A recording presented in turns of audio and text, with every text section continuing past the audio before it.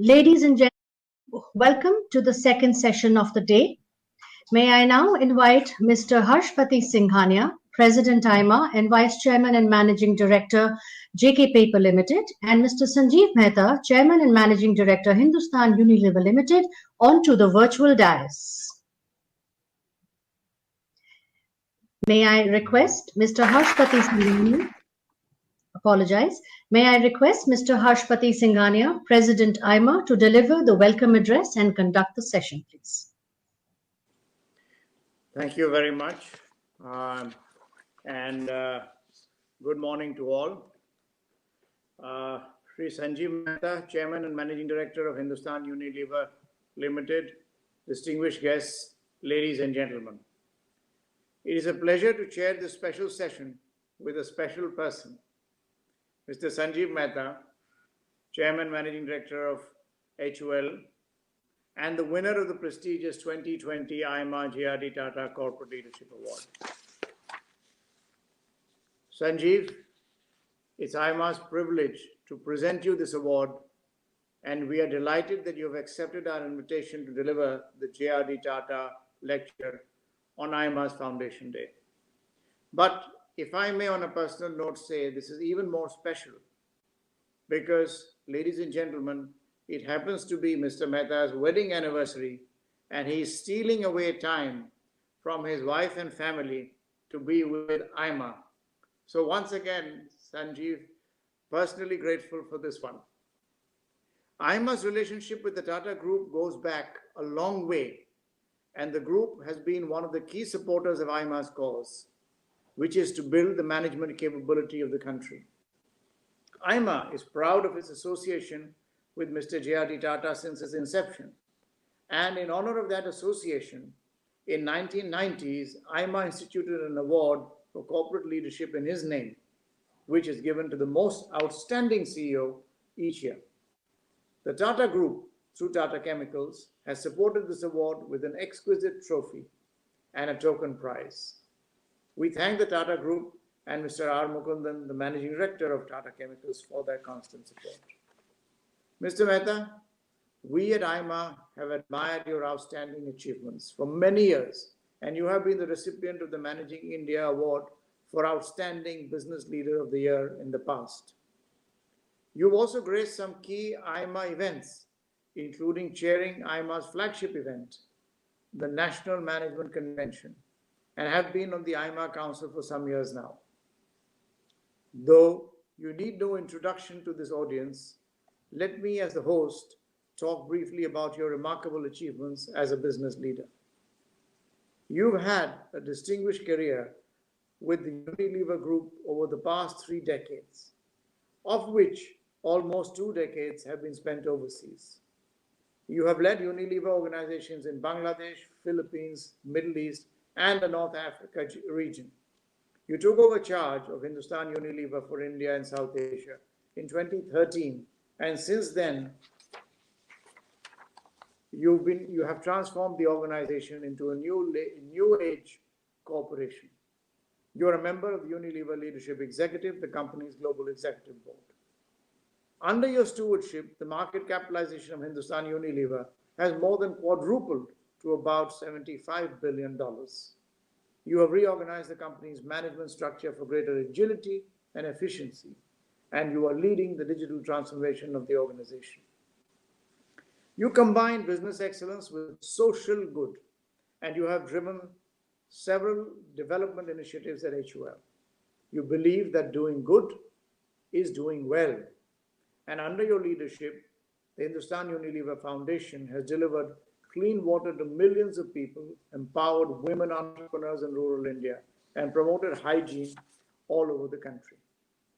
Through the COVID period, HUL has been at the forefront of offering succor to the affected population and provided testing kits and ventilators to hospitals. HUL also collaborated with other companies to create quarantine facilities and ramped up production of sanitizers. JRD Tata would certainly have approved of your initiatives and achievements. It is now my pleasure to invite you to deliver the 2021 JRD Tata lecture. Mr. Mehta, over to you. Thank you, Mr. Singhania. It's been absolute pleasure, privilege, joy, honor to receive the JRD Tata Award. Thank you, AIMA. Thank you, the jury. Ladies and gentlemen, good morning. Absolutely delighted to share my thoughts on what is the theme of the day today, which is transformation for continuity. All of us are familiar with the Greek philosopher Heraclitus' popular words, nothing endures but change. And yet, change, be it a small, barely perceptible one or the one in 100 years kind, is unsettling for most of us. Within the span of a year, we have witnessed a pandemic, social unrest in many parts of the world, economic setbacks, but also inspiring resolve on part of companies, governments, individuals across the world to fight the coronavirus, concerted efforts in terms of finding a cure for the vaccine, countries like India taking the high road in not just manufacturing the vaccine, but also supplying it to various countries who need it, the beginning of economic resurgence, and an altered perspective on the future of business and the world of work. In fact, history is testimony to the fact that the crisis similar to COVID-19 pandemic have ushered in transformation at a massive scale. Let me give you a few examples. The plague, also dubbed as Black Death, wiped out a significant proportion of the world's population in the 14th century. It resulted in better standards of living for survivors. The cholera pandemic in the early 19th century brought modern sanitation to center stage.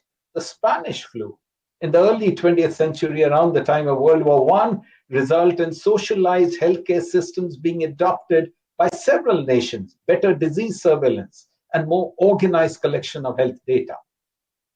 Man-made pandemics, such as the Second World War, resulted in the creation of international bodies such as the World Bank and the United Nations to help countries ravaged by war get the required support to rebuild. The Bengal Famine in the 40s, which is supposed to have been the result of a combination of natural and man-made causes, contributed towards propelling India's independence struggle further. All these history-altering events, however unfortunate they may have been, have brought about change that has pushed the world order in a new direction. Social, economic, and environmental issues that existed prior to the pandemic have been pushed into stark focus. The world's richest 1% own nearly half of the world's wealth, and at the same time, there are 700 million people in the world who live in extreme poverty. The environment continues to deteriorate, and today, 1 in 3 people do not have access to safe drinking water. We have just seen in our country the havoc created by a breakaway glacier, as well as the direct economic impact.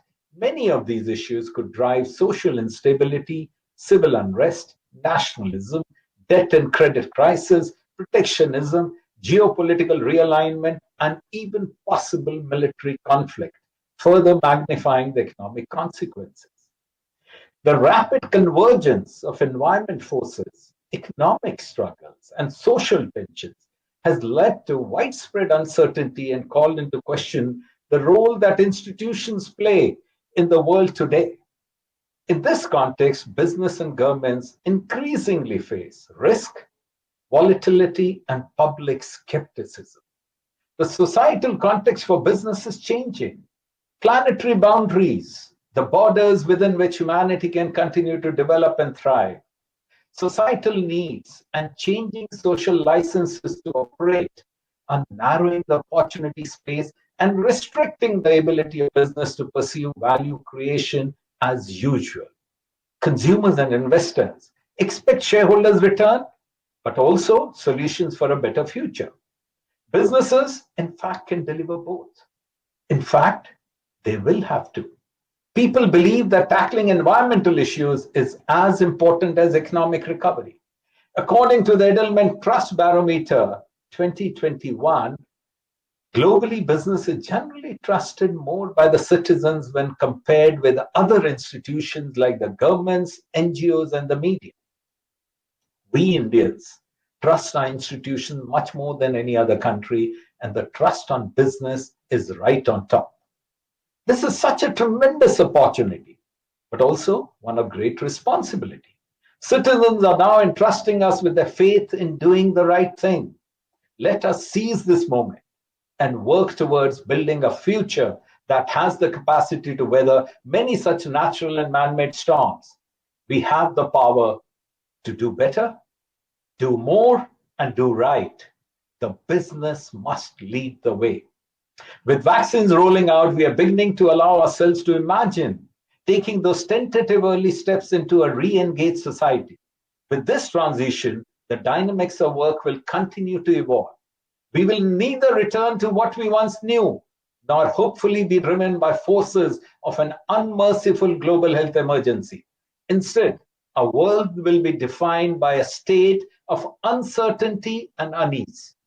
We will be steering our companies through unknowns. It will sometimes feel like all we have to rely on is trust in our people and the trust in us. Resiliency, character, and engagement will matter more than ever. Combine it with courage, care, a commitment to justice, and an enthusiasm to engage with the unclear and the indefinite. Transformation need not just be a process that is forced by events such as a pandemic. We have among us stories of transformation that have been driven by sheer vision and the ability to look beyond the immediate and short term. We had with us today Mr. Azim Premji, whom AIMA has honored with a Lifetime Achievement Award, or Wipro, who I'm sure all of you will agree is a great example of a leader who has done an amazing job of transforming his company. We've all witnessed the journey of Western India vegetable products to the IT giant that Wipro is today. And how can we forget Mr. JRD Tata, the person whose legacy we honor and celebrate every time we give an award in his name? Transformation is hard work and not easy, ladies and gentlemen. But in a world of unprecedented disruption, it is an imperative.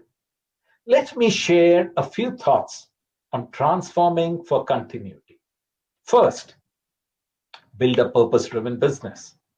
Let me take a moment to go back in time to November 26, 2008. Mumbai witnessed a series of terrorist attacks that left us all in a shock. Hotels like the Taj and Oberoi were under siege. We will not be able to forget those attacks and the stories of courage and bravery that emerged from them. We've all read stories of how Taj employees treated the safety of guests as top priority and led them to safety while risking their own lives. The story of their grit in the face of danger and their unwavering determination to do their jobs, come what may, became a subject of case study at Harvard Business School. You must also have heard the story of President Kennedy bumping into a janitor carrying a broom during a visit to NASA Space Center way back in 1962. "I'm Jack Kennedy," said the president. And the janitor responded, "I'm helping put a man on the moon." That is the kind of commitment we would all like to have and see, don't we? I experienced something similar last year. In April, when the hard lockdown was in place, and most of us were safely ensconced in our homes, I happened to virtually speak to one of our factory teams. I was interacting with a factory floor worker, trying to understand how he was and what made him turn up to work every day during the crisis. He told me that he comes to work braving the risk because he's making soaps that save the nation. This for me was purpose. A couple of years back, we at Unilever reflected on our strategy, our role in society, and what is we as a team, as a company, and as a house of brands wanted to focus on. That declaration of intent was to be purpose-led and future-fit, based on three fundamental beliefs. Brands with purpose grow, people with purpose thrive, and companies with purpose last. We are committed to drive purpose and embed sustainability into every part of our business, and to create a purpose-driven workforce across the value chain. At Unilever, we are convinced that by doing so, we will deliver superior value to us as a business, but to all our stakeholders. A strong sense of purpose can unleash superior performance, but only if it is authentic, inspiring, and embedded throughout the organization. Purpose creates a sense of meaning. It goes beyond what an organization does, makes, or sells. Purpose inspires employees and unlocks the discretionary efforts to transform and grow. It also provides guardrails for decision making. Bringing purpose to life is not easy. It requires the discipline to roll it out across the company and a relentless focus on achieving tangible results. A strong purpose clearly communicates your story and drives the company to become the better version of itself. Ask, what do you aspire to be? What would the world lose if you were gone tomorrow? A strong purpose should have audacious goals. Make your purpose real through commitments that are tangible, trackable, and public. Purpose should speak both to the head and the heart. Organizations should combine facts and feelings to strike an emotional chord so people buy in, believe the purpose, and live the purpose. Two, develop a human centric organization. The economic fallout of COVID 19 has exacerbated and shed light on severe inequities across the world. A large section of the world's population has little or no saving, and millions have faced devastation as unemployment and hunger rates have spiked throughout the crisis. Yes, despite the economic downturn, the stock markets have soared. It is abundantly clear that there is a profound disconnect here, and it does beg a question if today's business environment is really human centric. In a landmark event, the Business Roundtable CEOs in August 29 repudiated the long prevailing Milton Friedman thinking of shareholder supremacy. Unilever, on the other hand, has always believed in the multiple stakeholder model, and I'm personally a great believer in this model. A human centric business achieves greater and lasting success. They become much more adept in managing teams as well as attracting and retaining a diverse network of employees who are innovative and, very importantly, creative.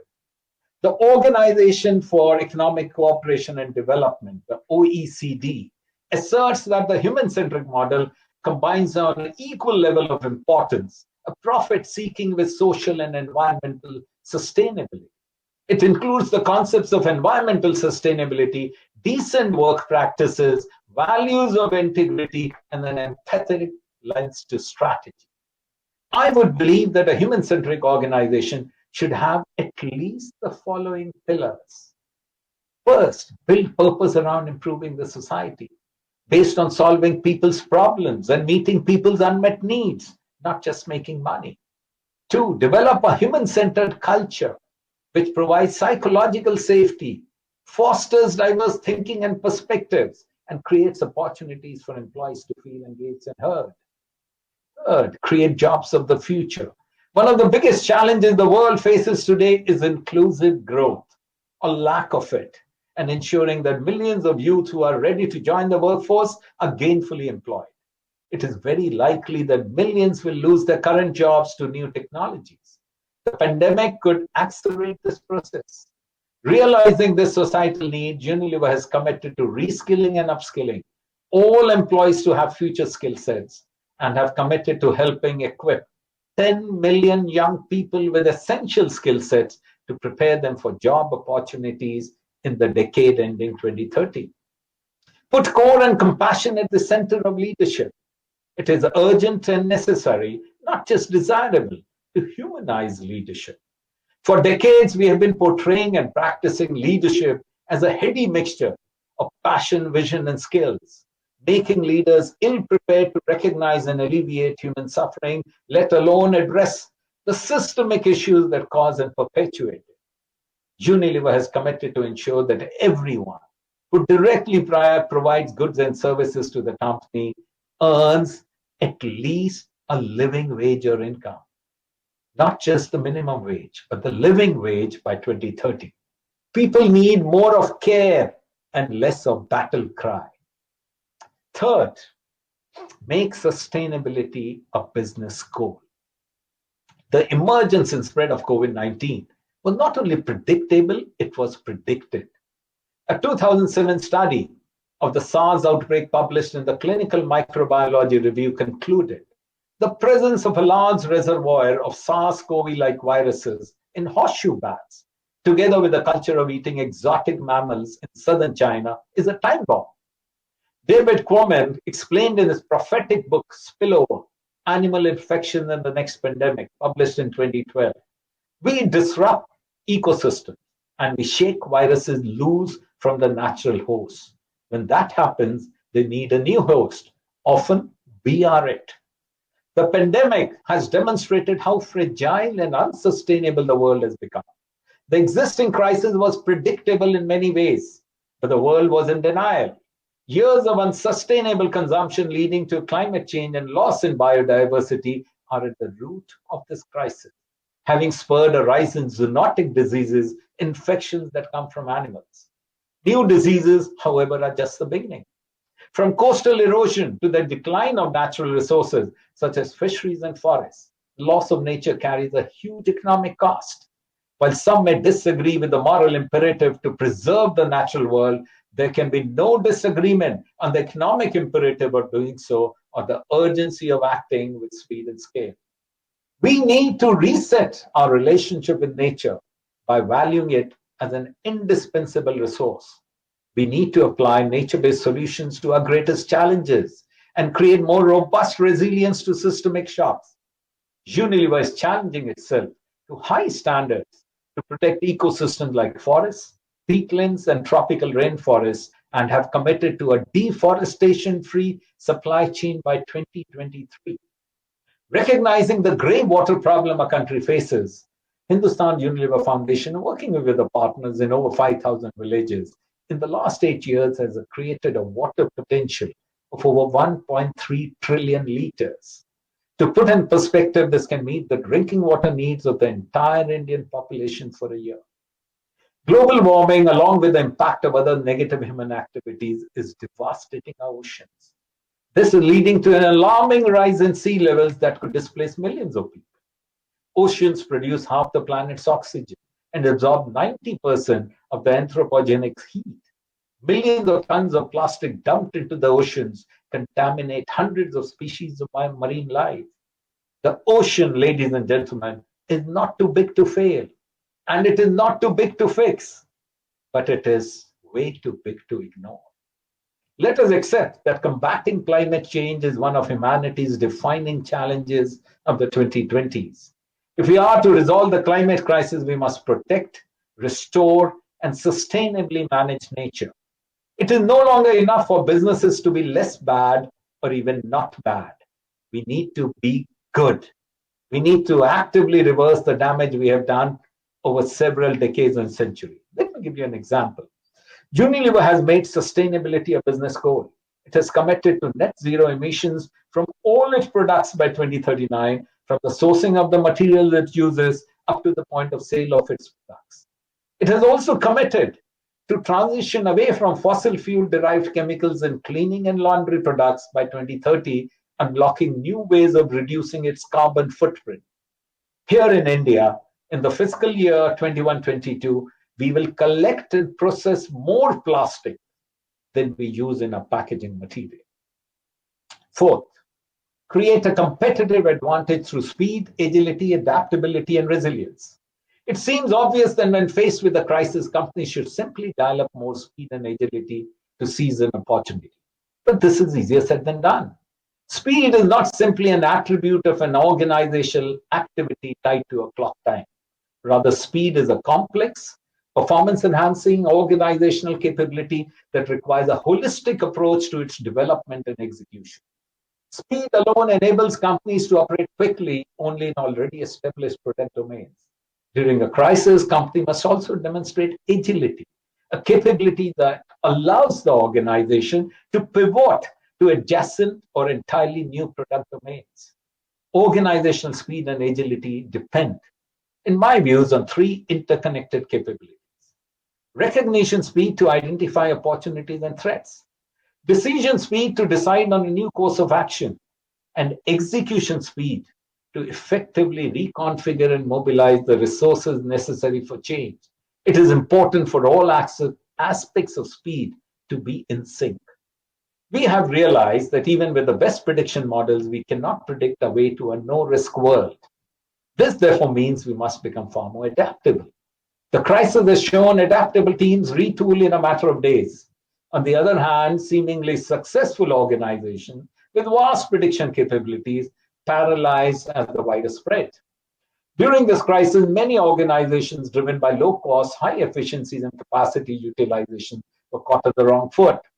These businesses need to determine Which parts of the value chain do they manage for cost and efficiency, and where do they build for redundancy so that it is resilient to shock? Fifth, progress towards an intelligent enterprise. Creating an intelligent enterprise is not about moving the business to cloud. The latter project is simple and can easily be done by one of the big cloud providers. The core reality is that intelligent enterprise is not built around off-the-shelf tools and techniques. The machine learning based system that can drive a car cannot beat Vishwanathan Anand and chess. Similarly, the Watson computer that defeated Jeopardy king Ken Jennings cannot drive me in Mumbai traffic to my office. The AI systems that beat humans are dealing with a bounded problem, one that has a finite set of rules.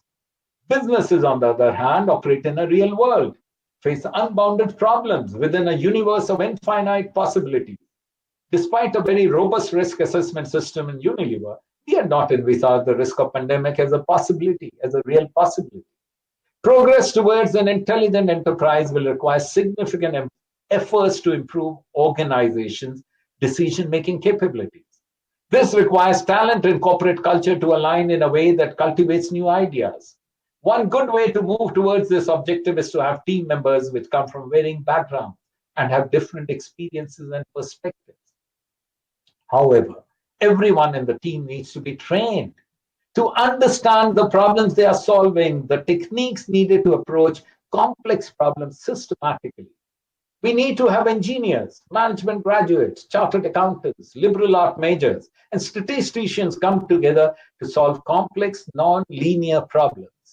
These cross-functional team members can apply the unique insights to tackle ever-changing problems and circumstances in a corporation. An intelligent enterprise can help organizations reassign responsibilities for mundane and repetitive tasks that require memory and calculation to our AI and free up humans to focus their efforts on creativity and judgment. This, I believe, will be the future of a successful enterprise. Last but not the least, I would be remiss if, while accepting an award for leadership, I do not reflect on the leadership required in perilous times and to transform. History is filled with stories of leaders who rise to the challenges of a crisis and those who crumble under its weight. During the crisis, leaders have had to protect the health of the people, navigate demand and supply shocks, maintain morale and business momentum, adjust the sails of the strategy, and contribute to the community. Leading through ambiguity and chaos is a test of character. Leaders need courage to seize opportunities. They also understand they will make mistakes along the way, and they will have to pivot quickly as this happens, learning as they go and not being deterred by failures. It is perfectly fine for leaders not to have all the answers. They empower the people and delegate to the edge. There is ample evidence to show that leaders who trust and empower their teams unleash powerful potential. The common characteristics of great crisis leaders are a robust stress management capability, abundant resilience, networking prowess, social capital, a strong commitment to inclusivity, and a cool head when others overreact. Great crisis leaders live the purpose and values of the organization to inspire loyalty and to generate the best idea. They also accept that luck or circumstances may play a role in the success and admit this rather than claiming complete credit for every victory. Humility is, after all, vital to rallying an organization behind a strategy.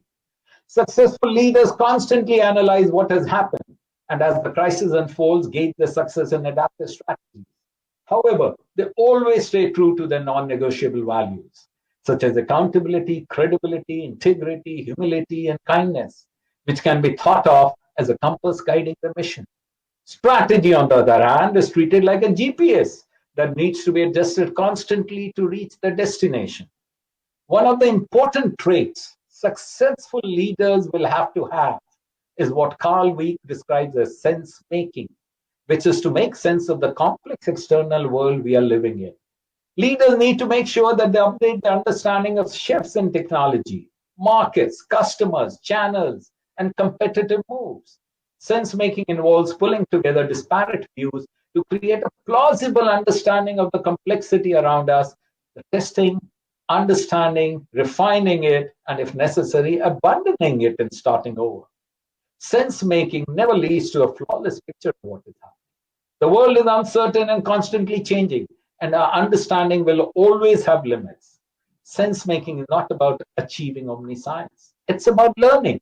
Sense making ability means having a wide network and ability to reach out to many stakeholders, listen, see patterns in complexity, and think across polarities such as efficiency versus effectiveness, or safety versus economy. Leaning into the future is not going to be for the weak, but neither will it be for the bullheaded or the blindly self righteous. We need the brave, but we also need the modest, the curious, and the accountable. We are stakeholders not only in our own companies, but in the health, happiness, and prosperity of the planet, our country, and those who inhabit it. Ladies and gentlemen, the jobs of leaders to transform for continuity in a world marked by disruption and threat will have never been more difficult nor more important. Thank you. Thank you, AIMA, for inviting me to give this lecture.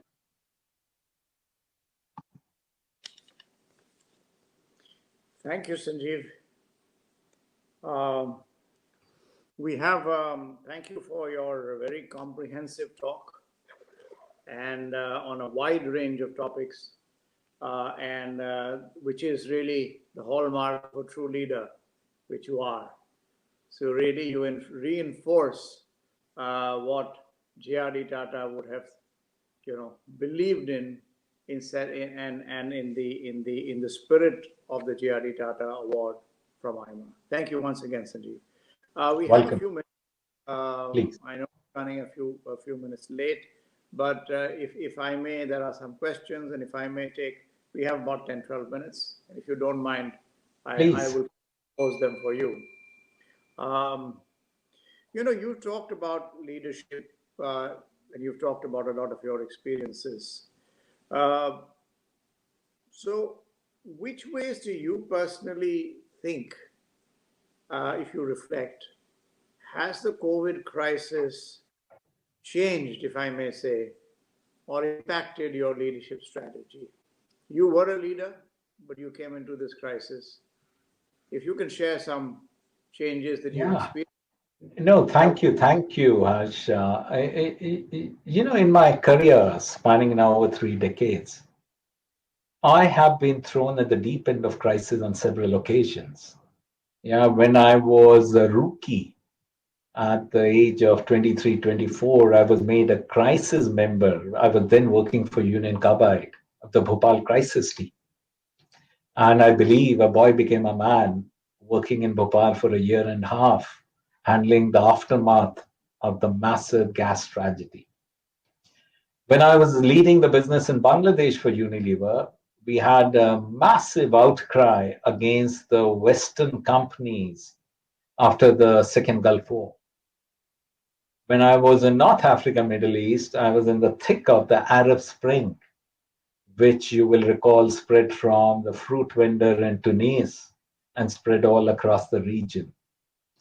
So I think in many ways, you may say that my career has trained me to manage crisis. But this crisis was different in many ways.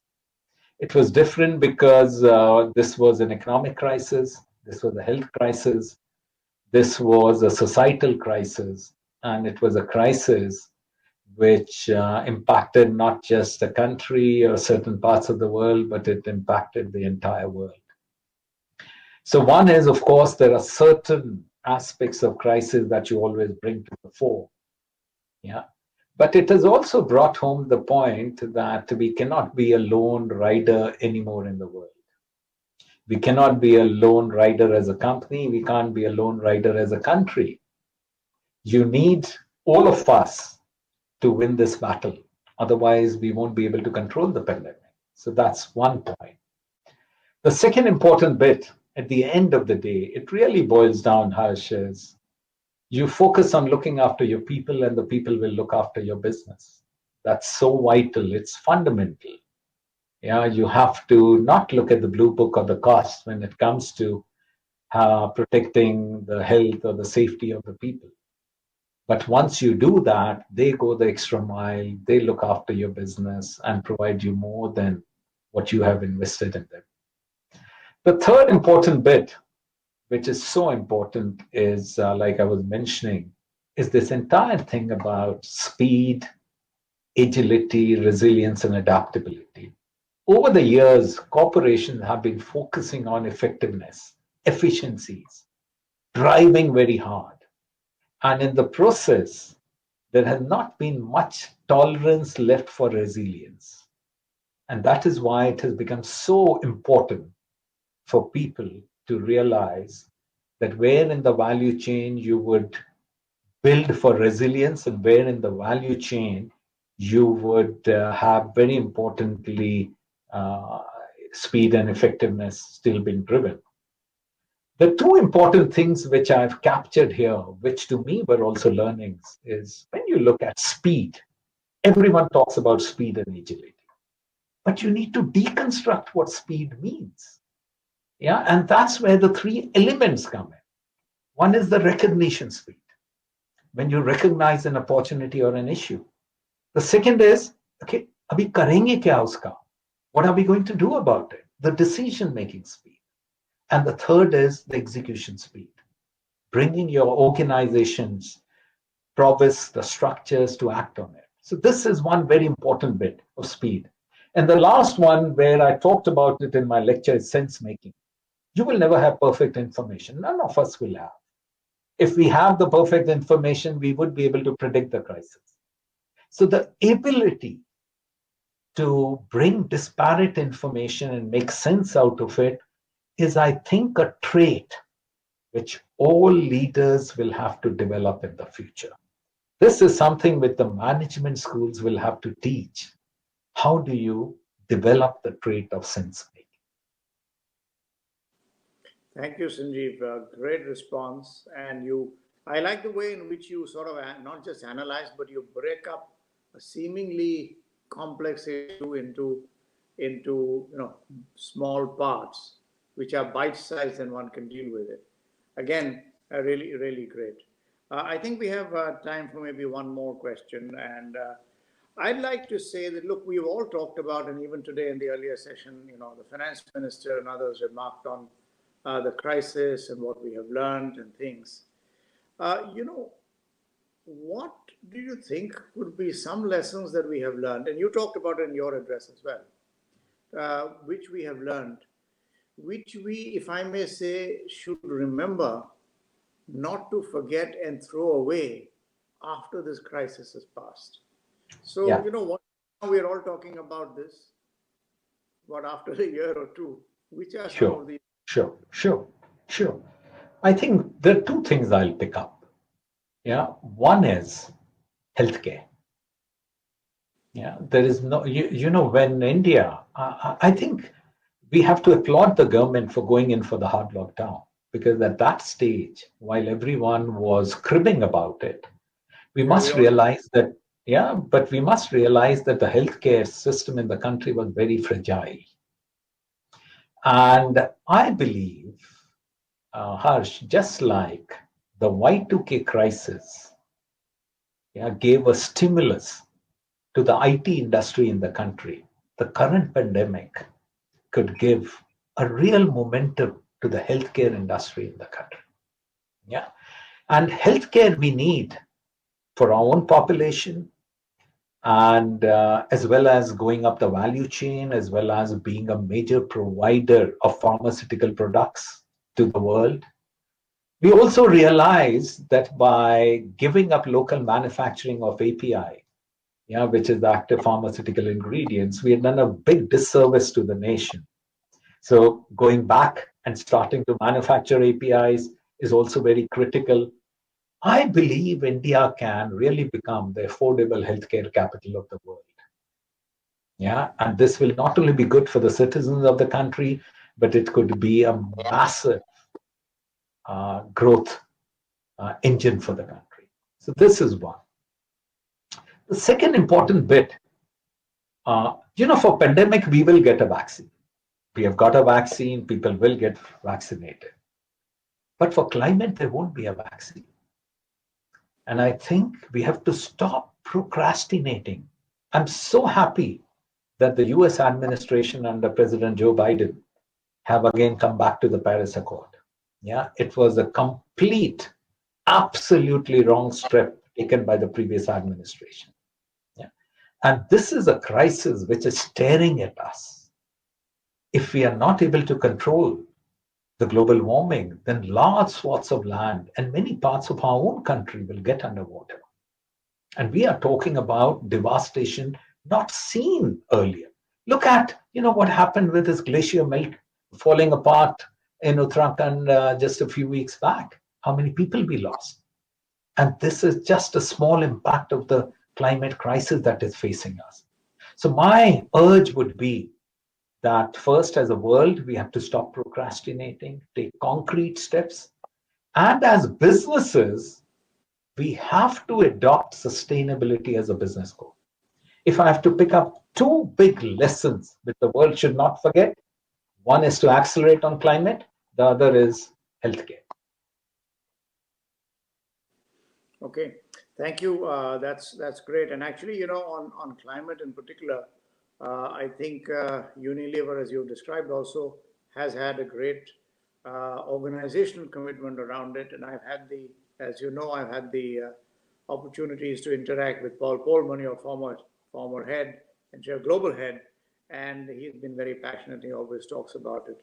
Doesn't like people say, don't let a crisis go to waste. He doesn't let even one interactive session on any global platform Absolutely.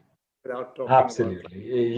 Just like he was very passionate, our current CEO, Alan Joe, is equally passionate. And you will find most of the leaders in Unilever very passionate about sustainability and climate.